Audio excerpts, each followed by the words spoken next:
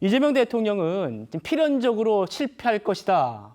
유시민 씨가 어제 한 말이죠. 이 말을 접한 민주당 친명계가 지금 부글부글 끓고 있습니다. 가장 먼저 민주당 원로 박지원 의원이 나섰습니다. 들어보시죠.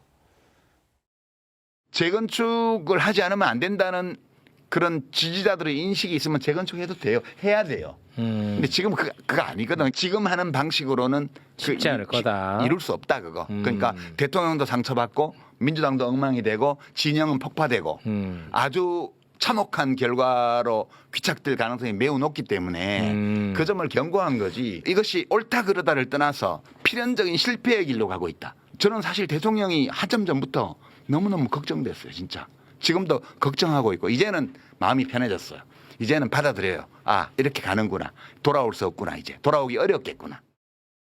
잠을 1시간 40분 정도 잤습니다. 예. 왜 유시민 작가가 1년 갓지난 이재명 대통령을 또 흔들기 시작하나. 정치권을 떠났다고 하지만은 유시민 작가를 국민들은 대개 정치인으로 봅니다. 예. 그러면 이것이 어떤 파장이 올 것인가를 너무나 잘 아실 분이 유시민 작가가 5년 내내 DJ를 흔든 것을 기억하지 않을 수 없습니다. 하야라고. 마지막에는 정신이 좀 나간 것 같다. 여러 가지가 얼마나 괴롭혔어요. 그랬는데 또 이재명 대통령 민주당을 그렇게 흔들면은 유시민 씨가 김대중 전 대통령 때도 폐악질 회방을 놓았었다. DJ를 5년 내내 괴롭히더니 이제 갓 1년 지난 대통령을 흔들어대느냐. 박 의원이 이렇게 얘기했어요. 정 의원님, 유시민 씨가 DJ 정부 때 뭘 했나 봤더니 2년 차 때 하야론을 얘기하고 정신 이상설 김 대통령에 대해서 이런 걸 했었다는 거예요. 네. 지금 기억을 다시 더듬어 보면 그리고 나서 이제 노무현 정부가 들어서지 않았습니까?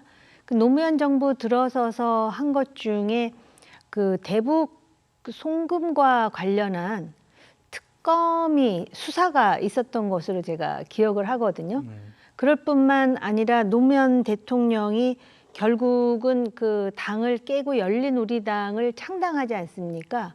그 주역 중에 한 사람이 저는 유시민 작가인 것으로 지금 기억을 합니다. 제 기억이 지금 얼마나 명확한지를 제가 그렇군요. 자신 있게 말씀드릴 수는 없습니다만은 그래서 지금 이재명 대통령의 정계 개편에 대해서 굉장히 경계하고 경고하는 그러한 주장을 하지 않습니까?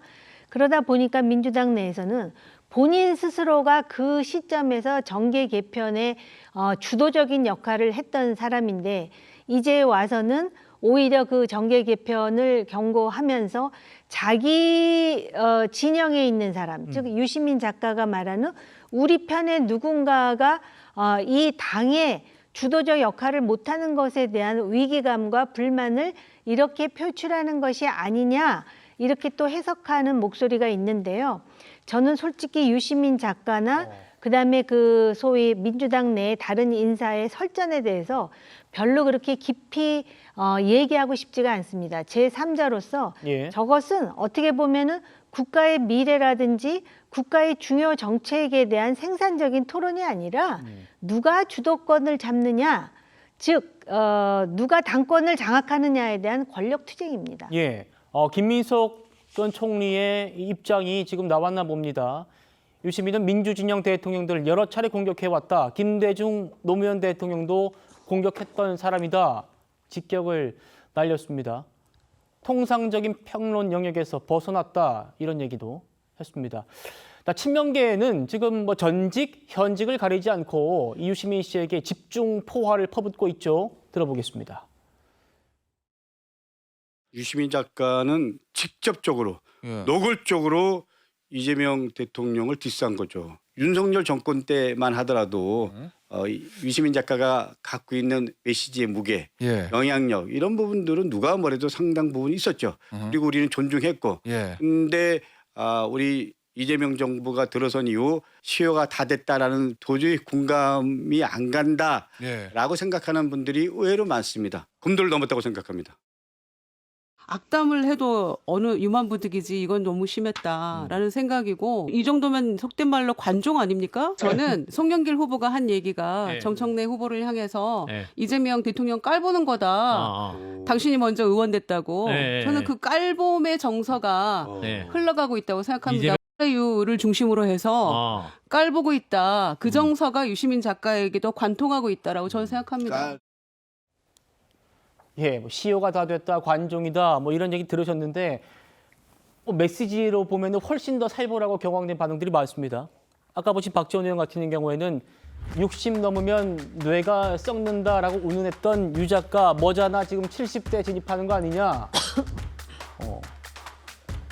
하이에나 짓, 사이비 예언자, 지식 소매상이 아니라 지식 돌팔이다. 이런 얘기까지 나와요. 양태현 변호사님, 지금 전당대회 앞두고 민주당이 뒤집어졌어요.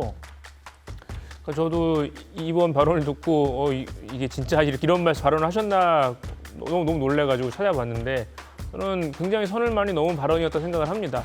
이 유시민 작가님 같은 경우에 이제 만약에 정말 이런 무슨 뭐 지금 여당, 지금 민주당의 비판적인 입장이셨거나 아니면 저 여야 상관없이 그냥 그런 정치 평론을 하는 분이었으면은 모르겠습니다만 어쨌든 민주당의 우군, 아군을 자처하고 민주당 내에 굉장히 멘토로서의 역할을 하셨던 분이 그러니까 결국은 본인이 말대로 본인의 생각한 대로 대통령이 그런 식으로 정치를 하지 않으니까 그에 대해서 이런 뭐 실패할 거라는 거의 악담 아닌 악담을 하고 있다는 거는 이제 그냥 계속 대통령에 대해서 모르겠습니다. 그냥 이 상황을 하고 싶다는 건지.